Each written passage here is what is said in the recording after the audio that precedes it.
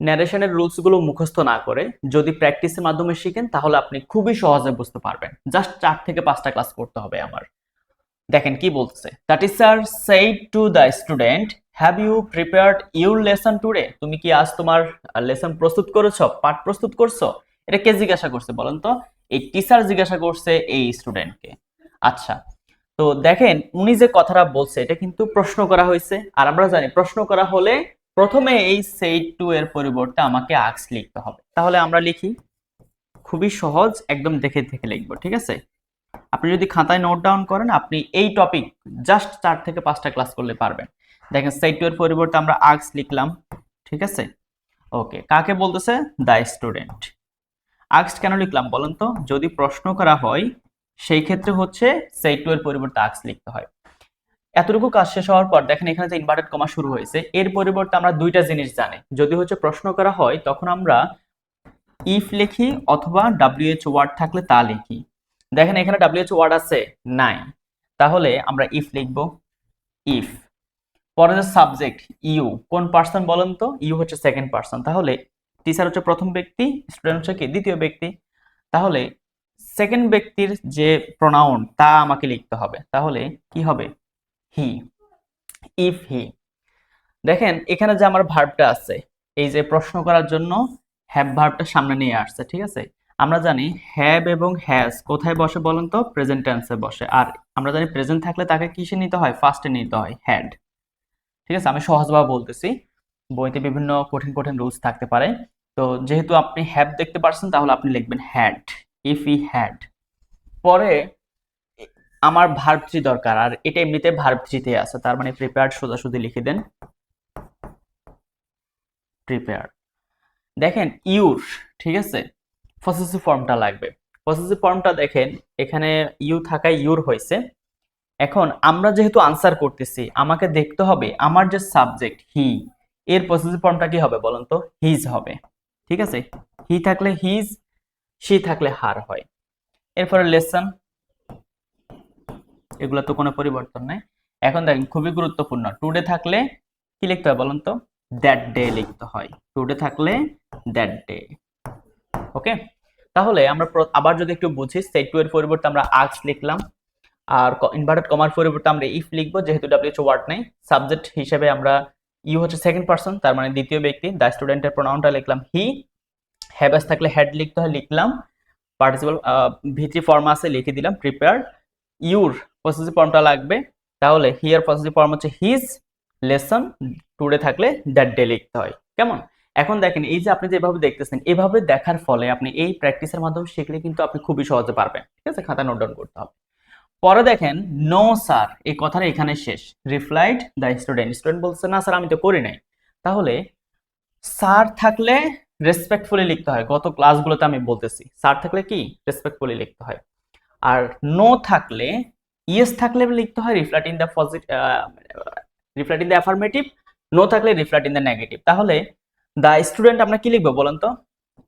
The student, the student রেসপেক্টফুলিটা আগে লিখতে হবে, ঠিক আছে? Respectfully, reflect in the, respectfully reflect কি ইন দ্য নেগেটিভ না অ্যাফার্মেটিভ বলেন? ইন দ্য নেগেটিভ, যেহেতু নো আছে, রিফ্লেক্ট ইন দ্য নেগেটিভ। শেষ। তাহলে এতটুকু বোঝা গেল, এখানে নো থাকলে reflect in the negative, R sir যেহেতু বলছে তার মানে কি রেসপেক্টফুলি কথাটা আমাকে এখানে লিখে দিতে হবে, বাস এতটুকু। তো আমি একটু মুছে ফেলি যেহেতু আমাদের আরো লিখতে হবে, ঠিক আছে? ওকে, আর হচ্ছে যারা গ্রামারে একেবারেই দুর্বল, চাচ্ছেন জিরো থেকে গ্রামার শেখার জন্য, আপনি আমার নিউ ব্যাচে যুক্ত হতে পারেন। আমাদের খুবই শীঘ্রই নতুন ব্যাচে ক্লাস শুরু হবে। চলতি ব্যাচে হচ্ছে আপনি একদম ফ্রিতে ক্লাস করতে পারবেন, বুঝতে পারছেন? মানে যারা হচ্ছে পরবর্তী ব্যাচের 0188181738 এটা হচ্ছে আমাদের হোয়াটসঅ্যাপ নাম্বার, ঠিক আছে? আপনি হচ্ছে এই নাম্বারে যোগাযোগ করে হচ্ছে সব ডিটেলস পেয়ে যাবেন। তো 0188181738 এই হোয়াটসঅ্যাপে যোগাযোগ করে হচ্ছে আপনি বর্তমান ফ্রি ব্যাচে, বর্তমান যে রানিং ব্যাচ এখানে ফ্রিতে ক্লাস করতে পারবেন, এবং পরবর্তী ব্যাচের জন্য আগে কিন্তু ভর্তি কনফার্ম করতে হবে, তাহলে বর্তমান ব্যাচ আপনার জন্য ফ্রি হবে। তো আমরা যেখানে ছিলাম, পরে বলতেছে দ্যাট ইজ আ সেইড, উনি বলছেন যে why do you not prepare your lesson, মানে তুমি কেন তোমার পাঠ প্রস্তুত করো না। আচ্ছা, তাহলে এখানে আমরা আবার এখানে সেইড আছে তাই না, আর যেহেতু প্রশ্ন করা হয়েছে তার মানে আমরা কি বলতে পারি, আস্ক বলতে পারি। আমি লিখি দ্য টিচার আস্কড। আপনি ইচ্ছে করে দ্য স্টুডেন্ট বলতে পারেন, অথবা ওর প্রনাউনটা ইউজ করতে, অবজেক্ট ফর্মটা ইউজ করতে পারেন, কোনো সমস্যা নেই। আমরা দ্য টিচার আস্কড এতটুকু লিখলাম। এখন দেখেন এখানে ডব্লিউএইচ ওয়ার্ড আছে, যেহেতু প্রশ্ন করেছে ইনভার্টেড কমার পরিবর্তে ইফ এবং কি ডব্লিউএইচ ওয়ার্ড লিখতে হয়, যেহেতু ইফ ডব্লিউএইচ ওয়ার্ড আছে তাহলে এখানে লিখে দেন হোয়াই। পরে বলতেছে দেখেন ডু নট, আর মাঝখানে হচ্ছে কি সাবজেক্ট। ওকে, তার মানে আমরা কি লিখবো, ইউ হচ্ছে সেকেন্ড পারসন, তো দ্বিতীয় ব্যক্তিকে এখানে ওই স্টুডেন্ট আর কি, তার মানে কি হি, হোয়াই হি। ডু নট থাকলে কি লিখতে হয়, একটু আগে বলছিলাম ডিড নট। ঠিক আছে, প্রিপেয়ার যেভাবে সেভাবে।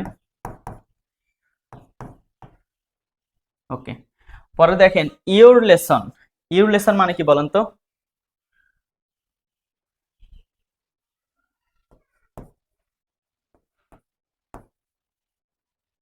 আচ্ছা এখানে ইউর লেসন বলতে কার লেসন বোঝাচ্ছে, তার আর কি। তার মানে ওই যে ওই সময় যেভাবে আমরা লিখছিলাম হিজ লিখতে হবে, পসেসিভ ফর্ম, লেসন যেভাবে সেভাবে। ওকে, শেষ। তাহলে এখানে যে বিষয়টা আমরা পরিবর্তন করলাম, এখানে যে বিষয়টা আমরা পরিবর্তন করলাম তা হলো দেখেন সাইডের পরিবর্তে আস্ক লিখলাম, আর ডব্লিউএইচ ওয়ার্ড আছে তা লিখে দিলাম। সাবজেক্ট হিসেবে ইউ সেকেন্ড পারসন, তার মানে প্রোনাউন হি। ডু নট আছে তার মানে ডিড নট লিখে দেন প্রিপেয়ার। আর ইউর পরিবর্তে আমরা কি লিখতে হবে, হিজ লিখতে হবে। আর যদি এখানে স্ত্রীবাচক হতো অর্থাৎ আমরা যদি মেয়ে বুঝাতাম সেক্ষেত্রে বালিকা বুঝালে আমরা হার লিখতাম। ঠিক আছে, ওকে। সো এতটুকু লেখার পরে পরবর্তী যে অংশটুকু আমরা যদি সেটা একটু খেয়াল করি, তো ও আবার আনসার দিচ্ছে যে I was suffering from headache yesterday, মানে আমি গতকাল হচ্ছে আমার মাথা ব্যথা ছিল, মাথা ব্যথা ভুগতেছিল সে। I shall do my work, I shall do my work tomorrow, মানে সে তার কাজটা আগামীকাল করবে, রিফ্লেক্ট দ্য স্টুডেন্ট। আসুন আমরা তাহলে এই কথাটা আমরা লিখি, দ্য স্টুডেন্ট কি আপনি বলতে পারেন রিপ্লাইড, দ্য স্টুডেন্ট রিপ্লাইড। এখন দেখেন I was suffering from headache yesterday, এটা কি একটা অ্যাসার্টিভ সেন্টেন্স? হ্যাঁ, অ্যাসার্টিভ সেন্টেন্স। তাহলে এই যে কমা তার পরিবর্তে কি লিখতে হবে, দ্যাট লিখতে হবে। অ্যাসার্টিভ সেন্টেন্স থাকলে কি লিখতে হয়, দ্যাট লিখতে হয়। এখন দেখেন আই বলতে কাকে বোঝাচ্ছে, এই স্টুডেন্টকে তো বোঝাচ্ছে ও নিজেকে, তার মানে কি প্রোনাউন হিসেবে কি লিখবো, হি। এখন দেখেন খুবই গুরুত্বপূর্ণ, আমরা যদি এম ইজ আর দেখি, হ্যাঁ সেক্ষেত্রে আমরা কি লিখি বলুন তো, ওয়াজ ওয়ার লিখি, মানে প্রেজেন্ট থাকলে পাস্টের বিভাগ গুলো লিখতে হয়। এখন এই ওয়াজ ওয়ার থাকলে আপনাকে লিখতে হবে হ্যাড। ঠিক আছে, কি লিখতে হবে, হ্যাড। আর এই যে দেখেন কন্টিনিউয়াস না, এটা ফার্স্ট কন্টিনিউয়াস, তার মানে কি এখানে কি লিখতে হবে বলুন তো, সরি, আইনজি যুক্ত দেখলে আপনি মনে রাখবেন আপনি এখানে বিন লিখবেন, মানে হ্যাড বিন আসবে আর কি, বিন। আর এটা সাফারিং যেভাবে সেভাবে লিখে দেন। ঠিক আছে, আমি সহজে বোঝানোর জন্য এভাবে ভেঙে ভেঙে বলতেছি, বইতে কঠিন ভাবে বিভিন্ন জিনিস থাকতে পারে, এত কঠিনে যাওয়ার দরকার নাই। মনে রাখবেন এমিজার থাকলে ওয়াজ ওয়াই লিখতে হয়, আর যখন ওয়াজ ওয়ার যে কোনো একটা থাকবে তখন আপনি হ্যাড লিখবেন, আর আইনজি দেখা মানে বিন লিখবেন, শেষ কথা। ঠিক আছে, from suffering from headache. Okay, yesterday, হ্যাঁ ইয়েস্টারডে থাকলে দা প্রিভিয়াস ডে, ইয়েস্টারডে থাকলে কি প্রিভিয়াস প্রিভিয়াস ডে।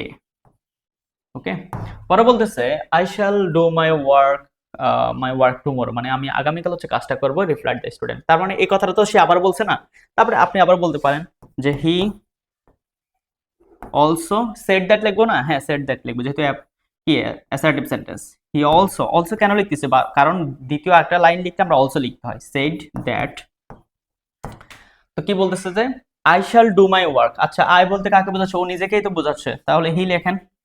আর মনে রাখবেন এখানে শ্যাল থাকতে পারে, মডার্ন গ্রামারে উইল ব্যবহার করা হয়, এই উইল, শ্যাল অথবা উইল এই দুইটার যে কোনো একটা থাকলে এখানে লিখতে হবে উড। কি লিখতে হবে, এখানে লিখতে হবে উড। Okay, he would. দেখেন হি উড ডু মাই আছে, ঠিক আছে, মাই বলতে কাকে বোঝাচ্ছে বলেন তো, ওই তারই বোঝাচ্ছে, তার মানে কি হিজ হবে, তার মানে হি উড ডু হিজ, কি হবে, ওয়ার্ক। আচ্ছা দেখেন টুমরো, টুমরো থাকলে তার নেক্সট ডে লিখতে হয়, টুমরো থাকলে তার নেক্সট ডে লিখতে হয়, খাতায় লিখেন টুমরো থাকলে দ্য নেক্সট ডে লিখতে হয়। ঠিক আছে, শেষ। তো এই হলো আমাদের ন্যারেশনের ক্লাস। আজকে হচ্ছে ডে 3 যাচ্ছে। ডে 1 এবং 2 তেও আমি বিভিন্ন টাইপের বিষয় দেখিয়েছি, যারা দেখেন দেখে নিতে পারেন। আর যারা হচ্ছে একদমই প্রথম থেকে গ্রামার শিখতে চান, আমাদের নতুন ব্যাচের ক্লাস তো কিছুদিন পরে শুরু হবে। আপনি যদি সেই ব্যাচে ভর্তি হন, সেক্ষেত্রে হচ্ছে বর্তমান রানিং ব্যাচের সাথে একদমই ফ্রিতে ক্লাস করতে পারবেন। আর আমাদের, আপনি জানেন যে আমি একদমই জিরো থেকে শিখে সবচেয়ে সহজভাবে শেখাই। তো এই হোয়াটসঅ্যাপে যোগাযোগ করে হচ্ছে আপনি রানিং ব্যাচের সাথে ফ্রিতে ক্লাস করবেন, এবং আমাদের পরবর্তী যে ব্যাচটা শুরু হবে আগামী মাসের শেষ থেকে, সেখানে হচ্ছে আপনি একদমই ভর্তি হয়ে জিরো থেকে গ্রামার শিখতে পারবেন। তো ক্লাসগুলো অবশ্যই শেয়ার করবেন, এবং আপনি আপনার কোন টপিকের সমস্যা সেটা অবশ্যই আপনি হোয়াটসঅ্যাপ, আপনি যদি কমেন্ট সেকশনে জানান, সেক্ষেত্রে হচ্ছে আমি সেই টপিকের ক্লাস বানিয়ে দেবো। কেমন? তো সবাই ভালো থাকবেন, আসসালামু আলাইকুম।